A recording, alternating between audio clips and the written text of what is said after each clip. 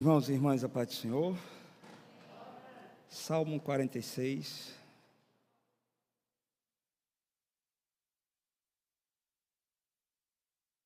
É sempre uma alegria poder voltar aqui. Que Deus continue abençoando essa igreja, o pastor Rinério, sua casa, enfim, a todos.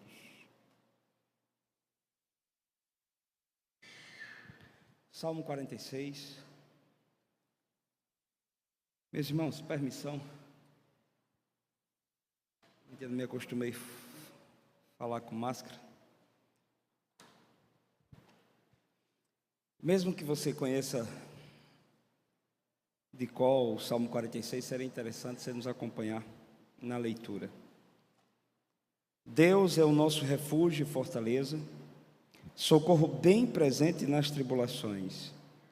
Portanto, não temeremos, ainda que a terra se transtorne e os montes se abalem nos seios dos mares, ainda que as águas tumultuem e espumejem, e na sua fúria os montes se estremeçam. Há um rio, cujas correntes alegram a cidade de Deus, o santuário das moradas do Altíssimo. Deus está no meio dela, jamais será abalada. Deus a ajudará desde o antemanhã.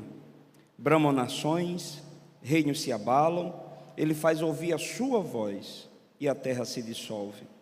O Senhor dos exércitos está conosco, o Deus de Jacó é o nosso refúgio. Vinde e contemplai as obras do Senhor, que assolações efetuou na terra. Ele põe termo à guerra até os confins do mundo, quebra o arco e despedaça a lança, queima os carros no fogo. Aquietai-vos e sabei que eu sou Deus. Sou exaltado entre as nações, sou exaltado na terra. O Senhor dos exércitos está conosco, o Deus de Jacó é o nosso refúgio. O Salmo 46 é um dos salmos de segurança, conhecido como um dos cânticos de segurança, e é tão popular quanto o Salmo 23, o 91, o 121, e geralmente gostamos de recorrer a esse salmo quando estamos com o coração um pouquinho cheio de medo. Geralmente quando estamos com pavor, passando pelo vale da sombra da morte, esse é um dos salmos que gostamos de recorrer e tentamos fortalecer a nossa fé, tentamos espantar o medo, meditando nesse salmo. E esse salmo foi composto com esse propósito mesmo. A intenção principal deste salmo está no início do versículo 2, que diz: portanto, não temeremos. A intenção do salmo é espantar do justo, é espantar do homem que crê em Deus, todo e qualquer medo, independente das circunstâncias que ele esteja vivendo. E não sabemos em que momento o salmo foi composto. Talvez foi composto por algum dos filhos de Corá, talvez relembrando do episódio do livramento que Deus deu a eles no Egito, quando Deus decide derrotar o Egito e Faraó de forma terrível.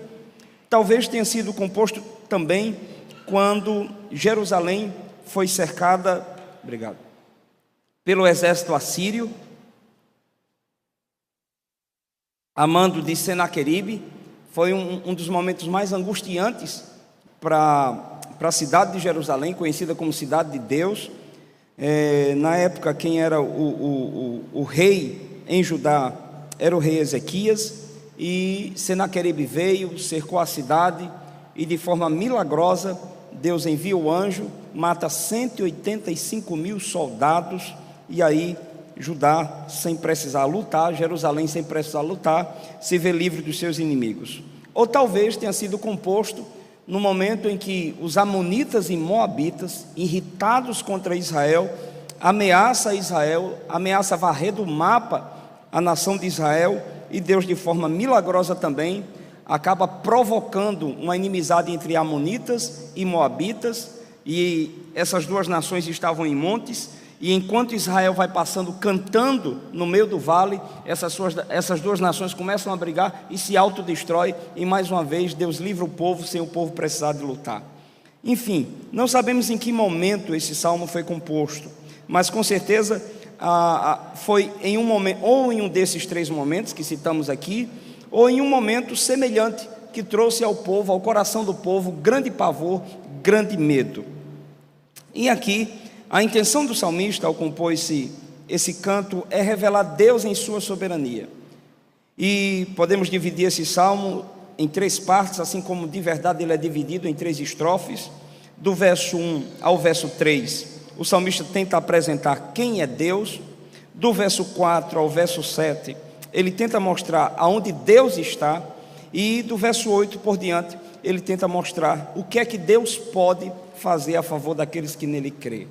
E aí o salmista começa dizendo: Deus é nosso refúgio e fortaleza, socorro bem presente nas tribulações. O salmista começa mostrando Deus a partir de 3 figuras: a figura do refúgio, a figura da fortaleza e a figura do socorro. E todas essas 3 figuras sendo apresentada como bem presente, como algo que é constante na vida do fiel a Deus. Então Deus primeiramente é refúgio. Aqui poderíamos imaginar uma caverna em uma montanha rochosa, em que alguém escondido lá dentro, passando a noite ou passando uma guerra, ou se escondendo dos seus inimigos, consegue lá de dentro desta caverna ouvir os barulhos, dos ataques, ouvir os gritos dos inimigos, mas nenhuma ação do inimigo é capaz de atingi-lo, porque ele está dentro de um refúgio. Mesmo que o inimigo esteja lá fora furioso, querendo pegá-lo, matá-lo, e atira com as suas armas, não pode atingir, porque ele está bem guardado, ele está dentro de um refúgio.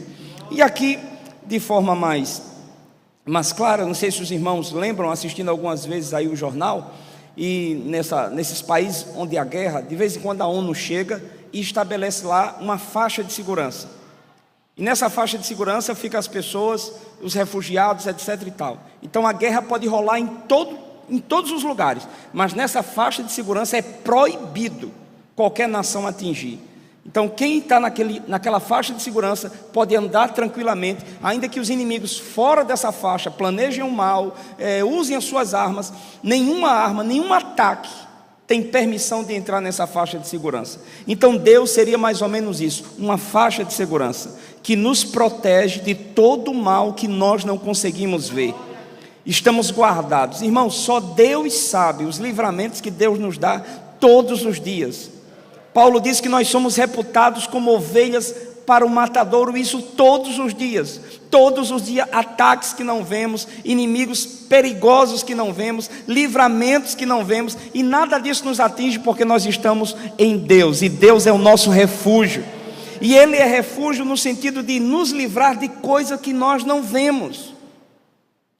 Nós não estamos vendo o tamanho dos nossos inimigos, as estratégias, os estratagemas do nosso inimigo. Nós não estamos vendo as armas perigosas que eles têm preparado contra nós. Eles atiram, eles acionam as armas, eles colocam em voga os projetos dele, e a gente vai caminhando, a gente não está vendo nada disso. Mas tudo isso está acontecendo contra a gente e não atinge, porque Deus é o nosso refúgio. Então, no sentido de ser o nosso refúgio, Deus é aquele que, nos abrigando nele, nos defende de coisas que primeiro não vemos e de coisas que nós não precisamos lutar contra. Mas Ele também é fortaleza. Fortaleza aqui fala de uma estrutura física planejada para a batalha. Castelos, cidades antigas eram projetadas com grandes muralhas, e nas muralhas tinham pontos estratégicos para que a cidade pudesse defender dos inimigos que estavam cercando. Então quem é Deus? Deus é refúgio, é aquele que nos defende de coisas que nós não estamos vendo, de inimigos que nós não estamos vendo, mas Deus também é fortaleza. Deus também é aquela segurança necessária que devemos ter e que precisamos ter quando nas batalhas precisamos lutar corajosamente. Tem batalhas que Deus nos defende, como um refúgio. A batalha está contra a gente não precisa lutar, Deus está sendo o nosso refúgio. Mas tem batalha que se levanta e nós precisamos lutar contra, precisamos enfrentar. E quem é Deus nessas batalhas, quando precisamos enfrentá-las? Ele é uma fortaleza, Ele é um ponto seguro, onde nós podemos atacar o inimigo, mas o inimigo não pode nos atacar. Atacamos com segurança e vencemos. Avançamos, destruímos os inimigos, vencemos os inimigos, conquistamos áreas de nossas vidas e o inimigo não pode nos retalhar, porque nós estamos em Deus, que é a nossa fortaleza. Ele é esse ponto estratégico necessário, Ele é esse ânimo necessário que devemos ter para enfrentarmos as batalhas da vida. Batalhas aqui de uma esposa que tem que continuar lutando pelo seu casamento, batalhas de um marido que tem que continuar lutando a favor do seu casamento, de pais que precisam lutar para guardar os seus filhos, para resgatar os seus filhos, para defender os seus filhos, e tantas outras lutas que devemos lutar, que são nos impostas, essa responsabilidade de lutar. Em todos esses momentos, Deus é nossa fortaleza, tanto no sentido de fortaleza emocional, para nos dar ânimo, vigor para enfrentar a batalha, como fortaleza no sentido de defesa. Deus nos defende na hora que estamos atacando coisas que são necessárias de serem atacadas. E por fim, Ele é socorro. Como refúgio, Ele nos protege de lutas que nós não vemos. Como fortaleza, Ele nos fortalece emocionalmente, Ele nos guarda quando existem lutas que devemos lutar. Mas Ele também é socorro quando no campo de batalha nós somos atingidos. Irmãos, não são todas as guerras que a gente sai, né, ileso, sem ferimentos. Existem coisas que nos atingem, palavras, ações, estratégias do inimigo, planos em empresas, decepções na família. A gente está tão bem, daqui a pouco aquilo ali atinge a gente, e a gente se vê ferido, sem vontade mais de orar, com dúvidas acerca de quem é Deus. Será que Deus me ama mesmo? Estávamos tão bem na igreja cantando, e de repente a gente perde o chão. E cadê Deus? E nesse momento que estamos como que sangrando, morrendo, perecendo, Deus é como uma ambulância. Não uma ambulância que chega na hora que estamos feridos, mas uma ambulância que já estava lá na hora que fomos feridos. Ele é o nosso socorro bem presente. E aí, retratando Deus como refúgio, fortaleza e socorro, e tudo isso de forma bem presente e urgente, o salmista mostra o efeito disso. Ele diz: portanto, já que Deus é tudo isso, sabe qual é o impacto na minha vida? Não temerei.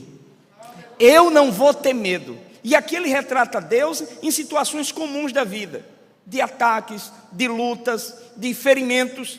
Mas ele diz: mas esse Deus que se revela para mim como refúgio, como fortaleza e socorro, me dá tanta segurança, que ainda que as coisas se transtornem, ainda que as coisas se tornem mais agudas, mais problemáticas, ainda que as coisas venham a acontecer de forma terrivelmente, coisas que nem passariam em nossa cabeça. E aí ele retrata pelo menos 3 eventos que mais metem medo aos homens, provocados pela natureza: terremotos, maremotos e tsunamis. No versículo 2 e no versículo 3, ele diz: ainda que os montes se abalem, ainda que esses montes sejam transportados para o meio dos mares, ainda que as águas rujam e se perturbem, e venham numa velocidade que coloque para fora suas espumas, e os montes, que são símbolo de segurança, vendo isso, se estremeça, eu todavia não terei medo. Ainda que aquilo que é imagem de segurança, de estabilidade, porque tem coisa que representa mais estabilidade do que montes. A própria Bíblia diz que a cidade de Deus está rodeada entre os montes. Quem confia em Deus serão inabaláveis como os montes.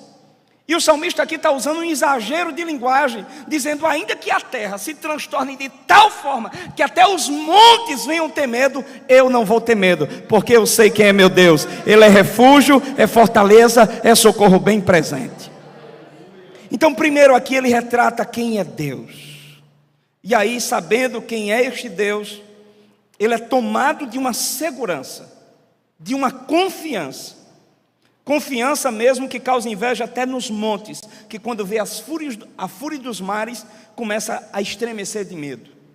E aí, a partir do versículo 4, ele começa a dizer aonde esse Deus está. Esse Deus que é refúgio, fortaleza e socorro, esse Deus que provoca, o conhecimento que temos acerca dele, que provoca tamanha confiança em nossos corações, aonde ele está? Será que ele está lá no Juazeiro? Será que ele está lá no centro de Meca? Será que eu tenho que viajar para algum lugar? Aonde ele está? Aí no versículo 4 ele diz: há um rio, cujas correntes alegram as cidades de Deus, a cidade de Deus, o santuário das moradas do Altíssimo. Deus está no meio dela. Interessante, enquanto a humanidade é retratada como mares agitados, montes se abalando, Deus é retratado como um rio gentil, que corre despreocupado. Enquanto os governos do mundo, aqui, esses mares do versículo 2 e o versículo 3, pode representar muito bem os governos, as lideranças, as potências mundiais, que frequentemente estão em abalo, estão em conflitos, estão tomados de pavor. Por exemplo, vamos ler Lucas capítulo 21, versículo 25 e o 26. Olha o que Jesus diz que vai acontecer nos últimos dias.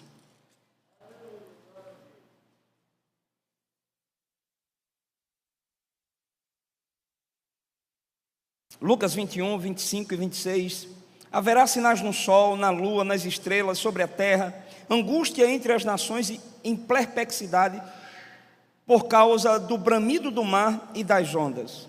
Haverá homens que desmaiarão de terror e pela expectativa das coisas que sobrevirão ao mundo, pois os poderes dos céus serão abalados. Aqui está falando de nações que entrarão em conflitos, em colapso.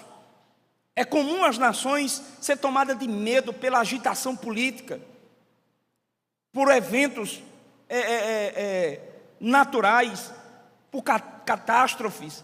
Enquanto o mundo vive nessa perturbação, o salmista diz que o Deus que está entre nós, em total contraste com o mundo agitado, é como um rio que corre gentilmente no meio do seu povo. Enquanto o mundo está perturbado, agitado, irritado, cheio de medo, Deus, em sua soberana graça, sabendo que nada lhe põe medo, nada lhe põe espanto, nada lhe pega de surpresa, como é que Deus faz? Deus habita no meio do seu povo, e a sua presença não é por meio de tufões, de terremotos, de mares agitados. A sua presença é como um rio gentil que sai andando nos corações e alegrando os seus filhos. E ele diz que Deus está no meio dela. Aonde? No meio do seu povo. Qual é a cidade de Deus aqui? É o seu povo.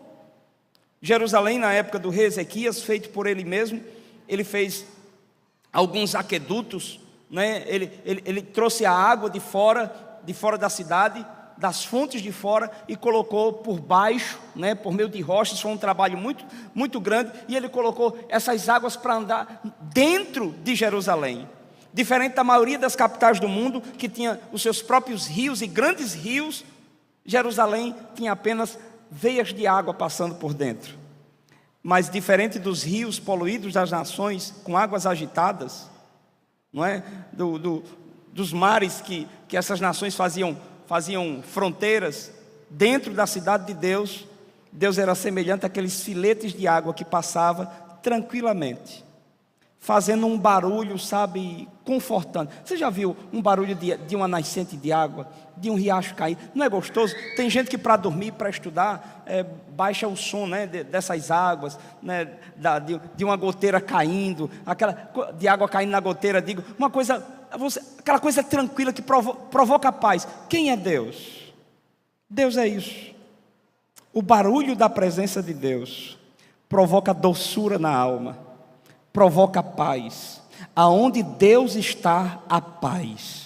Aonde Deus está, a segurança. E aonde é que Deus está? No meio do seu povo, no meio da sua cidade. A Bíblia diz que nós somos templo e morada do Espírito Santo. Deus Pai mora entre nós, Deus Filho mora entre nós, Deus Espírito Santo habita entre nós. A Santíssima Trindade está entre nós. E o que é que isso provoca? paz, segurança, tranquilidade, porque Deus não está aqui como um Deus terrível, como um Deus violento, como um Deus irritado. Ele está aqui como um pai gentil, colocando os filhos no braço, cuidando da minha vida, da sua vida, encorajando-nos, sabe, alegrando-nos. Há um rio cujas correntes alegram a cidade de Deus, o santuário das moradas do Altíssimo. Nós somos o santuário das moradas do Altíssimo, pelo Espírito que nos foi dado. O Espírito são estas águas que estão correndo entre nós hoje à noite. Foi Jesus quem disse: quem crê em mim, como diz as Escrituras, rios de água viva correrão no seu ventre. Esta água está correndo entre nós. Glória a Deus. E olha só, ele diz que esse Deus que está entre nós, como um rio que corre de forma gentil, não nos deixará ser abalados. E de que forma ele não nos vai deixar ser abalados? Sempre na virada das grandes noites da nossa vida, ele nos ajudará de manhã bem cedo. Olha o que diz o versículo 5, no final do versículo 5 diz: Deus a ajudará desde antemanhã, ou na virada da madrugada. Eu não sei se você lembra daquele texto que diz que o choro pode durar uma noite inteira, mas a alegria vem quando? Vem de manhã. É por isso que as pessoas acreditam que esse salmo foi composto quando Jerusalém foi cercada por Senaqueribe, pelo exército da Síria. Então, como vocês, o meu antecessor já colocou por terra 14 anos antes, quanto mais vocês. Quem é que está colocando na cabeça de vocês que haverá um Deus para livrar vocês, que haverá um exército para livrar vocês? E aí, durante alguns meses, eles cercam Jerusalém, e foi uma noite muito longa, de fome, de desespero, de angústia, até que o rei Ezequias manda consultar o profeta Isaías, e o profeta Isaías diz: diga ao rei Ezequias que não precisa ter medo, porque nessa peleja eles não terão que pelejar. Veja o que eu vou fazer. E numa virada dessa, em que o exército estava lá fora furioso, cercando Jerusalém, nos cantos estratégicos dos muros da cidade ficavam os espias, né? Os arautos, para passar detalhes do que estava acontecendo lá fora. Ele passava para dentro dos muros, e quem sabe num dia desse, numa virada de madrugada, estes homens cansados com o cerco já demorado, quem sabe esses espias talvez não pegam no sono, não percebem o que está acontecendo. Mas enquanto eles não estavam percebendo, Deus, na madrugada, quase no raiar do novo dia, mandou um anjo, que saiu tocando no coração de 185 mil soldados. Tiveram morte súbita. Quando amanheceu, eram como cadáveres. E quem sabe esses espias olhando, os arautos olhando para fora da cidade, e vendo que o exército inimigo não se mexia, estava todo mundo quieto. Como é que uma hora dessa já, o sol raiando, ninguém está de pé, ninguém está com as armas na mão? E de repente, eles percebem que Deus os havia ajudado no início de um novo amanhã. Ô irmãos, olhe para cá. Deus é Deus, que é refúgio, que é fortaleza, que é socorro bem presente. Deus é Deus, que está no nosso meio e que é poderoso para, num toque da sua palavra, mudar as nossas noites em dia claro. Eu não sei o que é que você está enfrentando na sua casa, mas uma ordem, apenas uma ordem da palavra de Deus pode dissipar esta noite que você está enfrentando e tornar a sua vida como um dia claro. O sol da justiça, o sol da graça de Deus, o sol dos milagres de Deus pode raiar na sua vida hoje, lhe ajudando, mostrando, ou melhor, a ajuda a seu respeito. E olha só, diferente das nações que, versículo 6, que bramam, que se abalam. Quem é Deus? É aquele que nos ajuda no romper da manhã e é aquele que faz as nações se dissolverem apenas com a sua voz. Eu tenho visto muitos irmãos com medo nessa pandemia. Tem gente que tem cuidado e tem gente que tem medo demais. A gente sabe quando o crente está com cuidado. Eu mesmo tenho cuidado. Eu uso álcool de 5 em 5 minutos. Mas tem crente, irmão, que já é medo demais. Está colocando poder divino na pandemia, no coronavírus. É espantado. Não pode assistir o jornal. Não pode ver que alguém morreu. Aí fica, ai meu Deus, será que eu vou morrer também? Será que o mundo vai se acabar agora? Irmãos, a gente tem que ter cuidado, mas medo não cabe a gente. Medo não combina com quem tem fé. Medo não combina com quem acredita que Deus é refúgio, fortaleza, socorro bem presente na hora da angústia. Porque quem é o nosso Deus? É o Deus que de uma hora para outra pode mudar essa noite que o mundo está passando e pode trazer um novo amanhã para todas as nações. Deus pode se antecipar a qualquer vacina que qualquer governo está batalhando para colocar aí, para vacinar o povo, para sair bem na fita. Deus pode sair bem adiante disso e fazer o coronavírus sumir apenas com o poder da palavra dele. Enquanto nações gritam, reinos se estremecem, governador briga com o presidente, quem é Deus? Deus é aquele que fala uma vez e todo mundo fica calado, os inimigos se dissolvem. Esse é o nosso Deus. E aonde esse Deus está? Esse Deus está aqui agora no Disseu, Ele está aqui agora nessa congregação, Ele está aqui em Teresina, Ele está no Nordeste, Ele está no Brasil, Ele está em nosso meio. Ele não é um Deus distante, que temos que buscá-lo em Juazeiro, que temos que ir para Israel. Ele está aqui agora. E olha só, o que é que esse Deus pode fazer?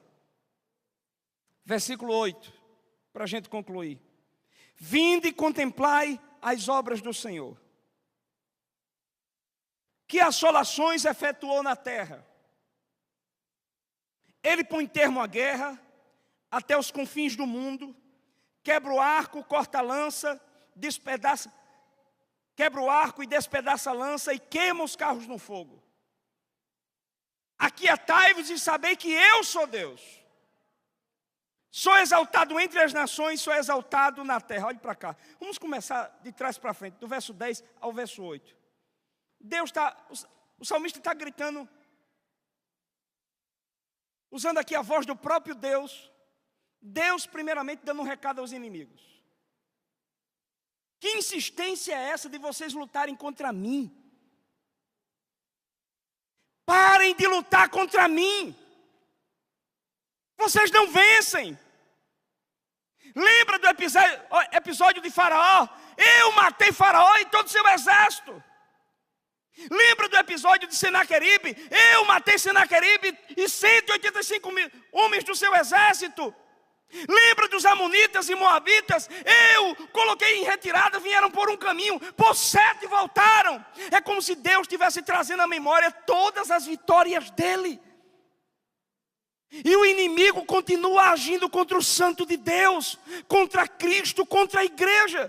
Toda essa perseguição que há ideológica no Brasil contra a igreja, e de forma mais terrível em outras nações, nações do Oriente, estão matando o crente, decapitando o crente, e Deus lá do alto está dizendo: parem de lutar contra mim, vocês não podem me vencer, a morte não é problema para mim, e nem problema para quem crê em mim. Vocês matam o corpo, mas eu ressuscito esse povo e trago-os para perto de mim, e por fim, se vocês não se arrependerem, eu que vou destruir vocês. Esses dias eu vi um homem dizendo que o plano, pastor Rei Filho aqui, orando pelas famílias, eu me lembrei de uma ameaça que um cidadão fez, porque geralmente o povo está fazendo ameaça contra a igreja, não faz contra o Islã, porque o Islã não representa a igreja,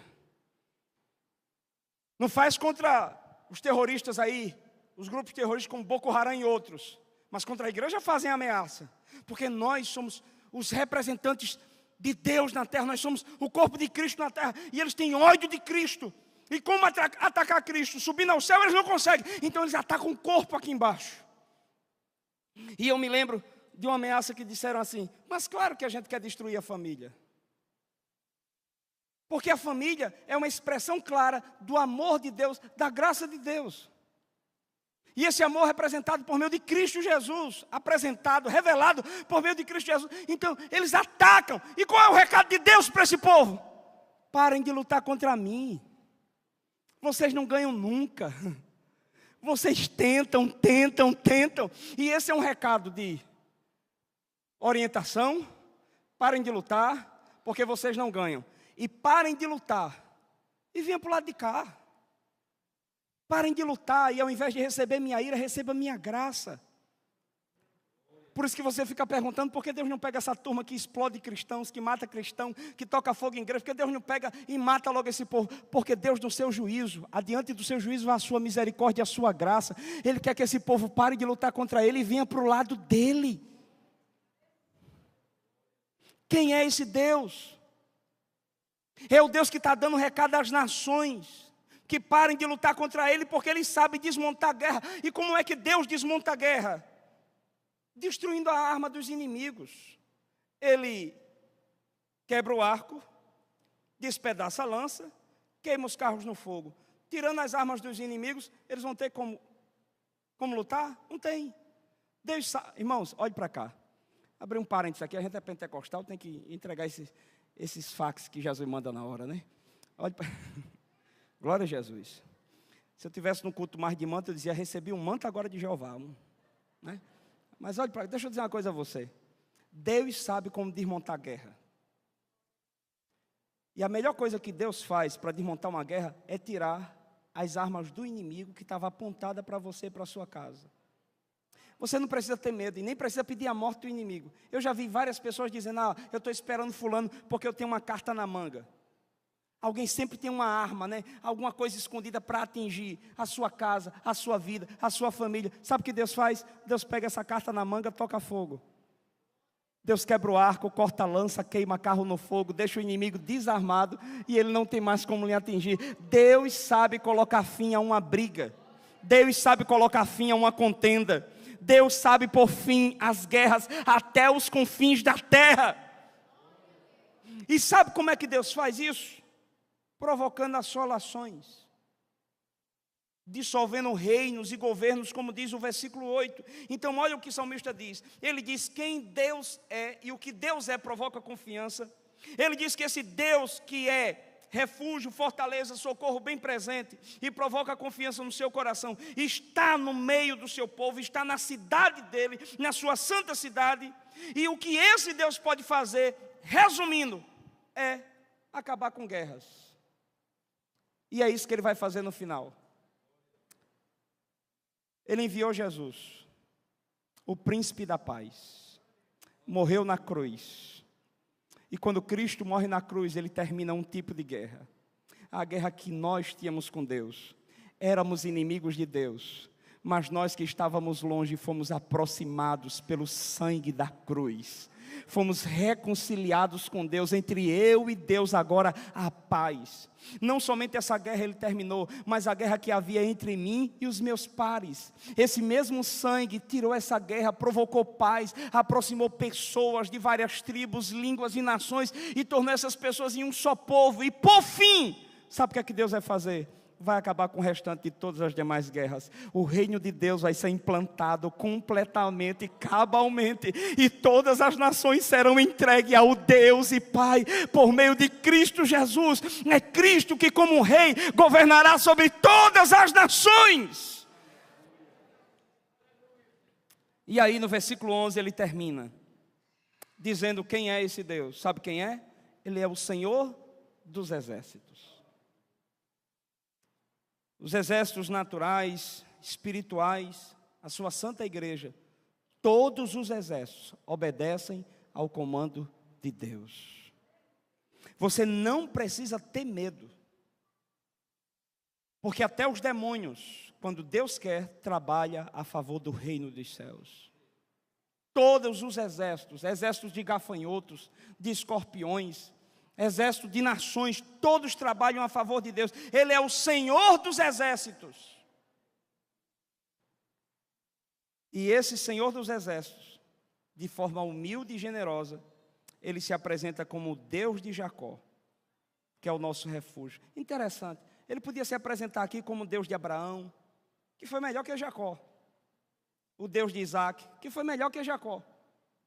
Mas ele pega o pior. Ele diz: eu sou o Deus de Jacó.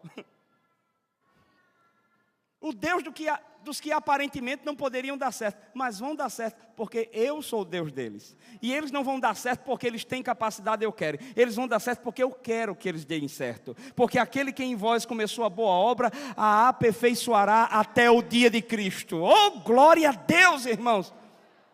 Eu não sei, irmãos, eu quero concluir aqui. Eu não sei qual tem sido a sua luta. O que tem lhe provocado medo. Saia daqui hoje à noite sabendo quem é o seu Deus. Ele é refúgio, fortaleza, socorro. Ele está em nosso meio. E Ele sabe acabar guerras. Ele sabe detonar inimigos. E eu acho que esse salmo é a figura clara de quem é Jesus.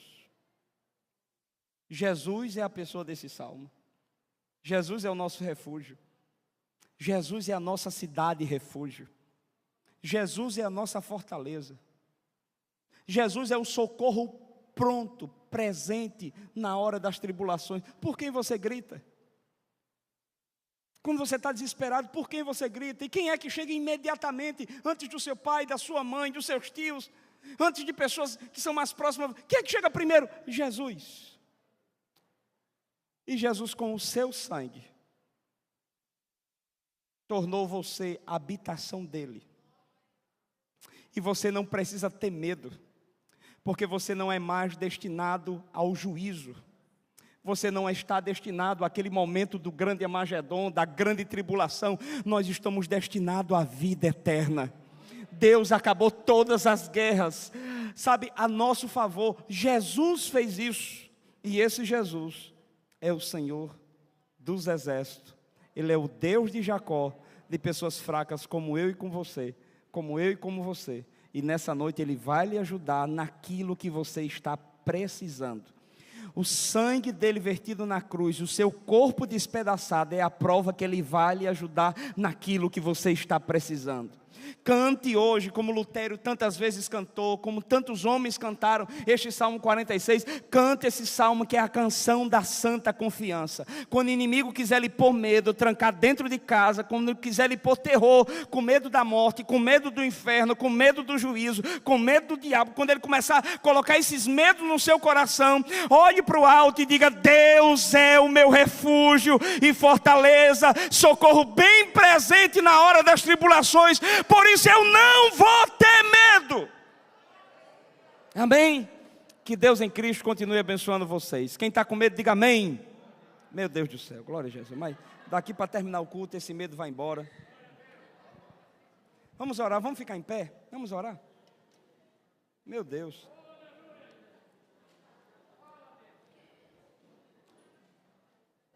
Estou morando numa cidade, irmão, que está a 0 casos.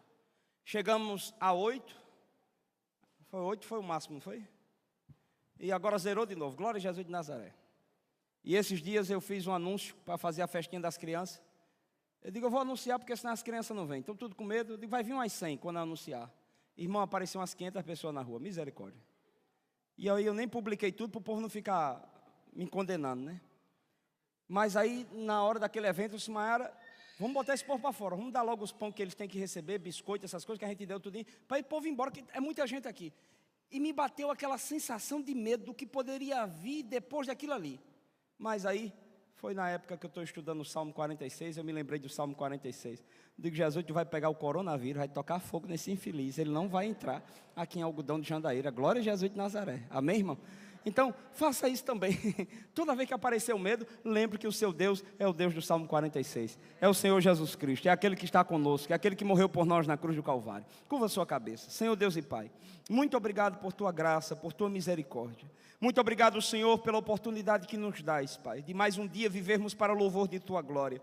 Obrigado por ter matado Jesus na cruz do Calvário, por causa dos nossos pecados em nosso lugar. Muito obrigado, Senhor, porque por causa disso agora alcançamos alcançamos o perdão dos nossos pecados, o nosso nome escrito no livro da vida, e tornamos-nos a habitação do Teu Espírito Santo. Muito obrigado por estas coisas, Senhor, e neste ato de fé, Senhor, que daqui a pouco iremos fazer, que a nossa mente, Senhor, venha trazer de volta a lembrança do que fizeste por nós na cruz do Calvário, que o Deus do Salmo 46 esteja vivo, Deus amado, de forma maravilhosa em nossos corações, a ponto de que de nada venhamos ter medo. Pai maravilhoso e fiel, abençoa cada um dos Teus filhos que aqui vieram, alguns que estão passando problemas, Senhor, familiares, espirituais, sentimentais, financeiros. Só Tu sabes as lutas que este povo está passando, mas Tu és o Deus que esta noite, Senhor, és refúgio, fortaleza, socorro bem presente. Tu podes repreender enfermidade, abrir porta que está fechada, Tu podes ressuscitar mortos espirituais, Tu podes fazer coisas grandiosas, Senhor. Tu podes pôr fim a guerras que talvez estejam dentro de suas famílias, dentro de suas casas. Tu és grande, Senhor, e maravilhoso para fazer coisas a fim de que o Teu próprio nome seja glorificado. Pai maravilhoso, é assim que nós Te oramos e Te agradecemos em nome de Jesus. A igreja diz amém.